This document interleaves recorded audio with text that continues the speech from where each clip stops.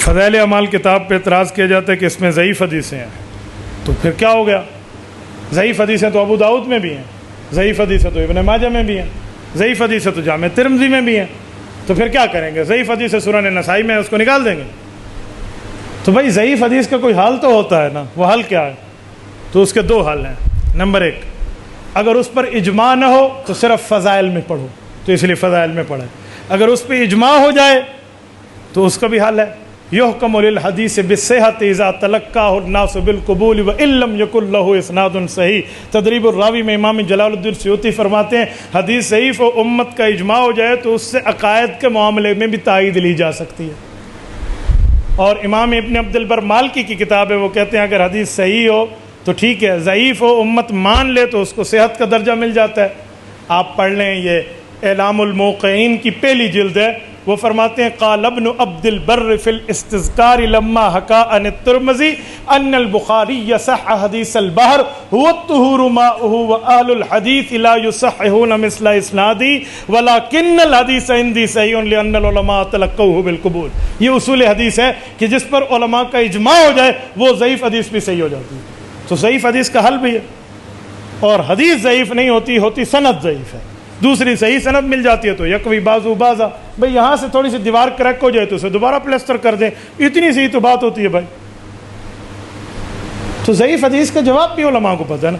تو مولانا زکریہ کون تھے آپ کو پتہ ہے؟ اس دھرتی پہ امیر المؤمنین کا سب سے پہلا لقب حضرت عمر کو ملا ہے، خلیفۃ المسلمین کا سب سے پہلا لقب حضرت ابو بکر کو ملا ہے، اور امام اعظم کا پہلا لقب حضرت ابو حنیفہ کو ملا ہے، اور اس دھرتی پر سب سے پہلا لقب شیخ الامام اس کا قاضی القضات کے امام ابو یوسف کو ملا ہے، اور اس دھرتی پر سب سے پہلا لقب شیخ الحدیث کا مولانا زکریہ کو ملا۔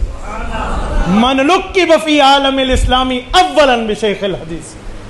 تو یہ بندہ حدیث کو ماہر ہے، حدیث کو جانتا ہے، اور میں کیا کہوں، اللہ آپ کو مدینہ منورہ لے جائے، اللہ آپ کی برکت سے ہمیں بھی لے جائے۔ آپ جنت البقیع جائیے، رسول اللہ کے قدموں کی طرف ہے، امام نافع کی قبر، امام مالک کی قبر، قدموں میں شیخ الحدیث مولانا زکریہ کی قبر۔ اس بندے نے کتابیں لکھ کے کہا میرے مولا تجھے قبول ہے تو مجھے حضور کے پاؤں میں جگہ دے، یہ آج بھی وہیں آرام فرما۔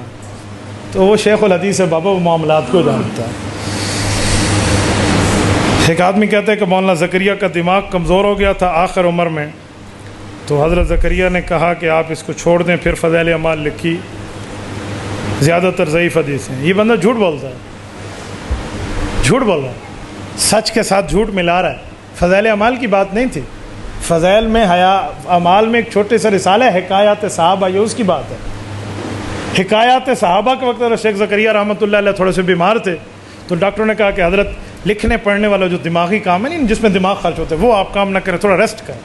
حضرت نے ایک عرصے تک ریسٹ کیا، تو پھر کہا یار یہ فارغ دن ہے، حدیث کی خدمت میں لگا دوں، صحابہ کے واقعات لکھ دیں، وہ حکایات صحابہ ہے، پوری فضائل اعمال نہیں ہے۔ تو یہ ایسے ظالم ہے، اس نے اس بیماری والی بات کو پوری فضائل اعمال پہ فٹ کر دیا۔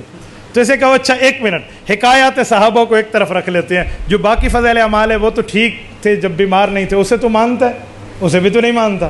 کذاب تو بات اور کرتا ہے اور حوالہ اور دیتا ہے۔ بھائی یوں نہیں ہوتا، 6 اور 6 12 ہوتے ہیں، 6 اور 6 8 نہیں ہوتے۔